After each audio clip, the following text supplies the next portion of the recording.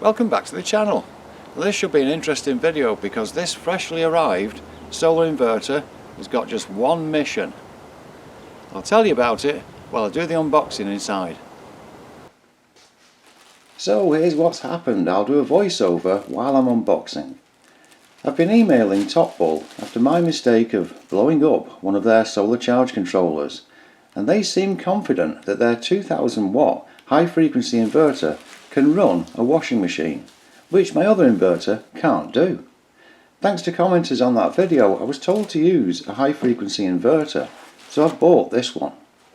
The amazing deal from Topbull is, if this doesn't work and doesn't power the washing machine, they'll refund the cost. I would say that's confidence in their product, but do bear in mind it was only an idea of mine to test their product in such a way and help to show it working for others to have peace of mind. So let's put it through its paces. The next thing to do is to read the user manual, and then I'll connect it up to the pair of 100 ampere hour LFP batteries in the other room. One thing I do like for connecting up is these terminals, which each have a cover that goes over the top for better protection. I do just quite like that, the design. Right, let's connect it up. Alright, it's securely connected up to the back and to these 2x 100 ampere hour LFPs. This will be the first switch on. There we are, the displays come to life. 119 volts showing, 13.3 on the batteries, 10C as the temperature. Great, okay, so next thing, let's test some devices out. And then for the washing machine. Interestingly, you may have just caught that on the end, but the fan switched off, and apparently it will do until the internal temperature gets to 45C. So nice and silent running if it's just running a lamp, something like that, and that's where I'll test. Right, so I've plugged this lamp in, very basic first test. And what I'm interested in seeing is whether anything pops up on the screen for power usage, because the other inverter I've got doesn't, and if you're around about say 20 or 30 watts or somewhere, and this is an 8 watt bulb, so there we are, switched on, no issue. And what are we showing? Oh, there we go, 8 watts. Oh, 9 watts. Yeah, well, fair enough.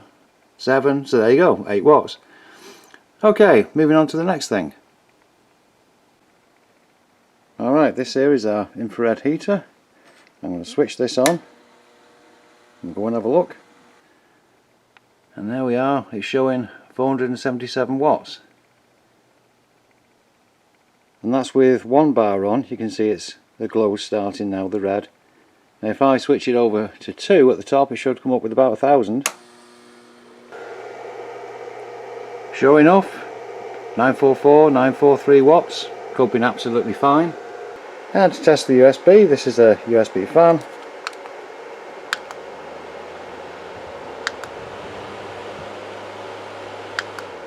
Yep, there we go, that's that functionality. Now for the main test, and that's the washing machine.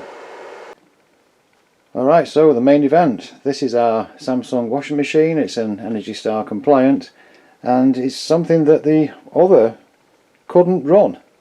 So, well, let's see if this inverter can run this washing machine without sounding like the flyback arc from a CRT television. Alright, so we'll connect it to the extension cord. There we go. Let's see if it works. I'll go back to the inverter in a moment, but that looks good. And here we are with the wattage showing, and there's not the sound, the buzzing sound as I was getting with the other inverter. We'll check back in a bit and make sure that all's good. While this is running, I will note that I'm not using the remote display at the moment. The system's in the bedroom, so it's right close to us anyway, but you do also get one of these in the box. Spin cycle 13 minutes, all going well. And one other thing noticed is there's less than 300 watts coming in from the solar outside.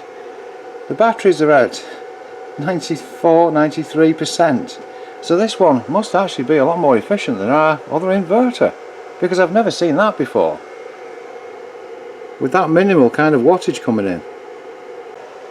Just realised I missed off the USB-C, so if I plug this in while things are going, we'll see if that works. And there we go. You might have seen it spin round there to show charging via USB-C.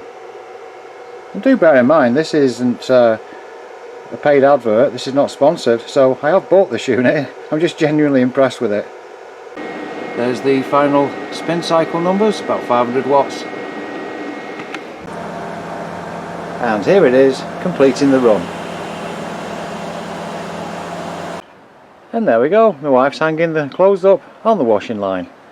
And these things, if you can see that, they do feature overload protection, short circuit protection, over temperature protection, low voltage protection, over voltage protection, and more. How about clothespin protection? Clothespin protection, reverse polarity protection, and they got the cooling fan as well.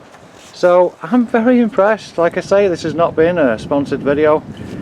The thing just works, and hopefully that helps you with your buying choices for something that can really run all your equipment at home. Thanks very much for watching, and see you next time.